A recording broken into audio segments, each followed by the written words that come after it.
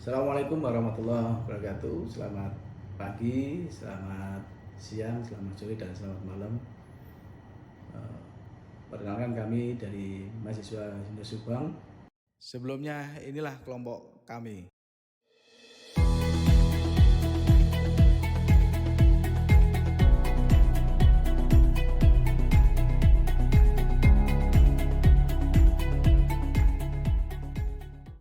Pada kesempatan kali ini saya akan menyampaikan terkait mata kuliah perbandingan hukum yang telah dibimbing oleh dosen kami, Bapak Hendy Sumadi, SHMH.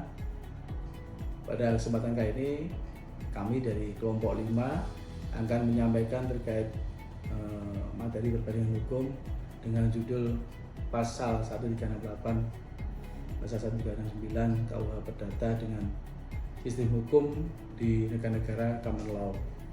Definisi sistem hukum common law sendiri adalah berasal dari Inggris dan berkembang di negara-negara jajahannya.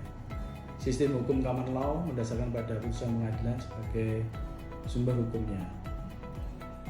Karakteristik sistem hukum common law: jurisprudensi sebagai dasar hukum utama.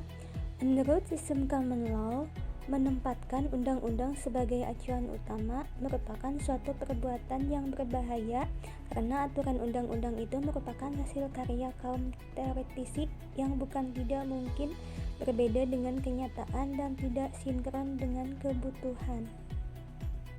Dianutnya doktrin stare decisis atau presiden.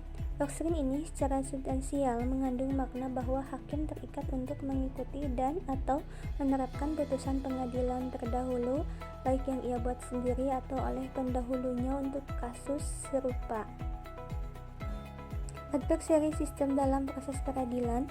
Dalam sistem common law ini, kedua belah pihak yang bersengketa masing-masing menggunakan pengacaranya untuk berhadapan di depan hakim. Para pihak masing-masing menyusun strategi sedemikian rupa dan mengemukakan dalil-dalil dan alat-alat bukti sebanyak-banyaknya di pengadilan. Pasal 1368 KUH Perdata. Pemilik binatang atau siapa yang memakainya selama binatang itu dipakainya bertanggung jawab atas kerugian yang disebabkan oleh binatang tersebut, baik binatang itu ada di bawah pengawasan ataupun binatang tersebut tersesat atau terlepas dari pengawasannya. Lanjut ke pasal 1369 KUH Perdata. Pemilik sebuah gedung bertanggung jawab atas kerugian yang disebabkan oleh ambruknya gedung itu seluruhnya atau sebagian. Jika itu terjadi karena kelalaian dalam pemeliharaan atau karena kurangnya dalam pembangunan ataupun dalam penataannya. Pasal 1368 sampai dengan 1369 dalam KUH Perdata dan sistem hukum common law.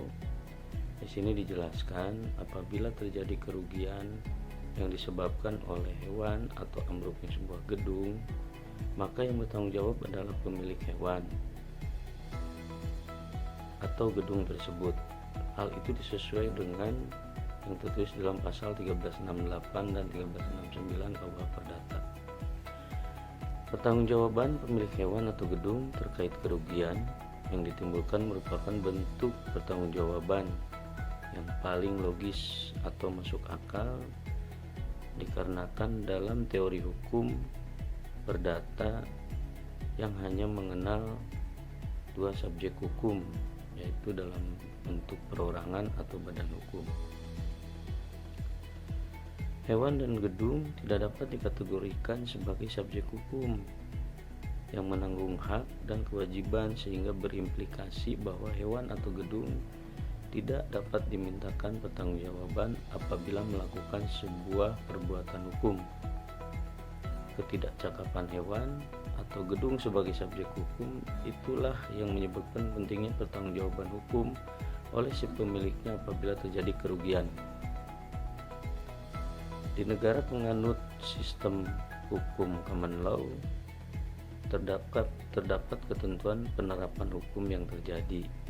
Hal tersebut dikarenakan hakim tidak harus selalu berpegang teguh kepada hukum yang tertulis, tetapi dapat menggunakan hukum yang berkembang di masyarakat atau hukum kebiasaan yang terjadi di masyarakat sebagai bagian dari proses menjatuhkan sebuah putusan.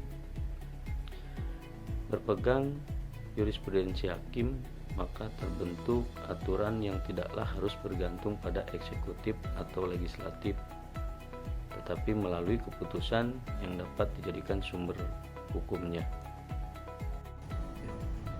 Demikian materi terkait perbandingan hukum dari kelompok 5 yang bisa kami sampaikan. Kurang lebihnya mohon maaf. Saya akhiri, billahi taufiq wal hidayah. Wassalamualaikum warahmatullahi wabarakatuh. I'm an icon, man. I'm a girl about a 10. I should fuck her in the Benz.